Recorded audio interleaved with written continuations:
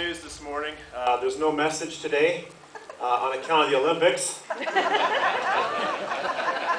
Man, I'm not getting any sleep. My kids aren't getting any sleep. But it sure is entertaining, isn't it?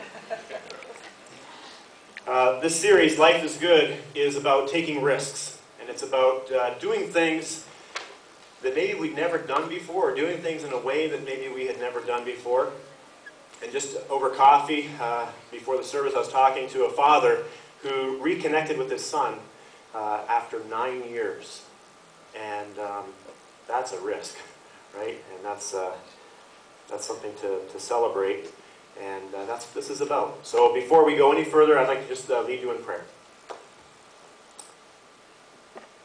Father in heaven, you know our lives are busy. You know that there are a million things that we could do right now, including watch the Olympics. But we want to breathe the air of eternity. We want you to speak to us about life's most important truths. And we want to be empowered through your word and through your spirit to make the changes that each of us need to make in our lives to live that rich and deep life that you want for us, that you intend for us, and that through us would be a blessing to others. So may we sense, as Melissa said, your presence here, and we just entrust what's going to happen in the next 20 or so minutes to you and your power. Amen. So let me just recap the series so far. The underlying principle is that emotional health and spiritual health are interconnected, and you can't really have one without the other. And many people try. Many people go through life, many of you, myself included, as believers, we go through life and then we hit like a ceiling. And that's, of course, frustrating to us. And so we might pray more, we might read our Bibles more, we might complain more or get angry with God more. But none of that really helps.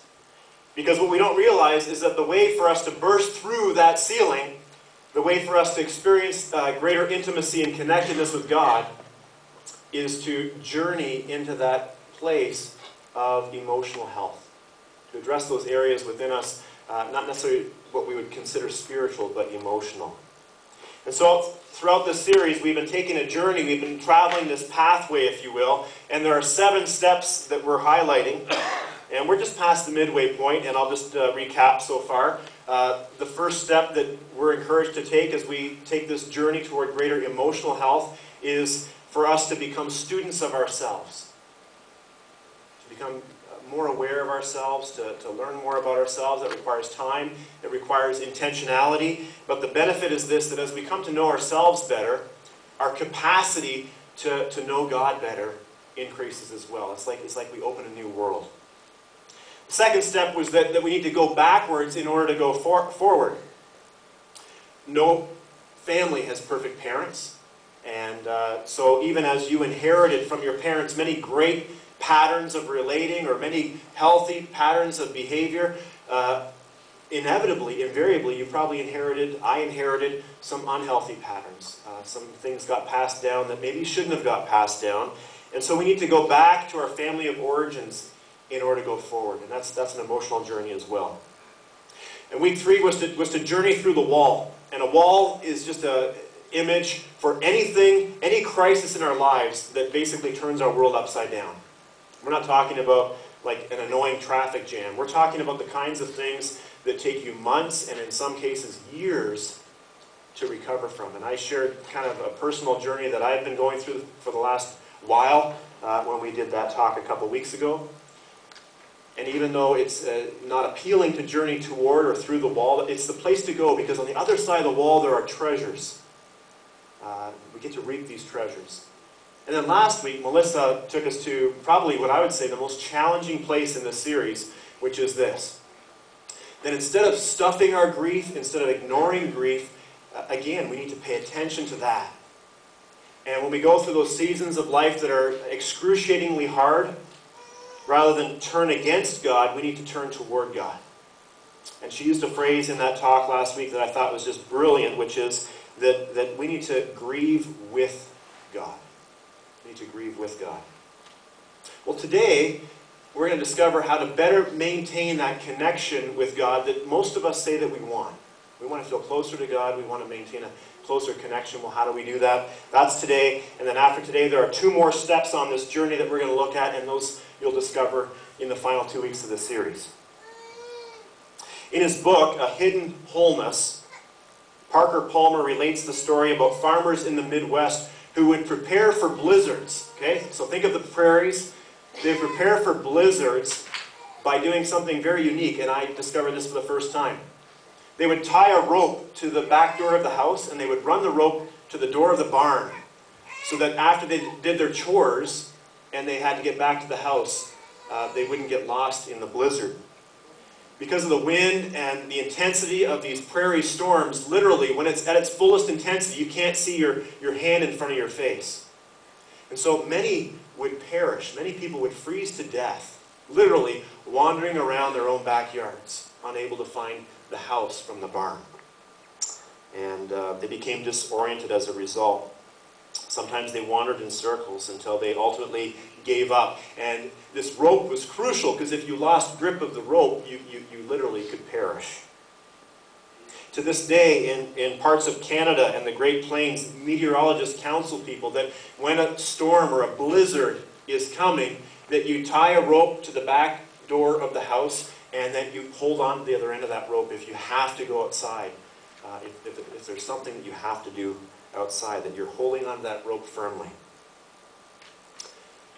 Many of us have lost our way spiritually in the whiteout of a blizzard that's swirling all around us. Many of us have lost our way spiritually. Between the demands of work and family, most of us would be able to characterize our lives as being full or maybe even overflowing. We multitask such that oftentimes we're not even aware of the fact until the kids remind us that we're doing 3 things at once. In fact, we admire people who seem to be able to maximize their time and do so much in so little time. They become our role models.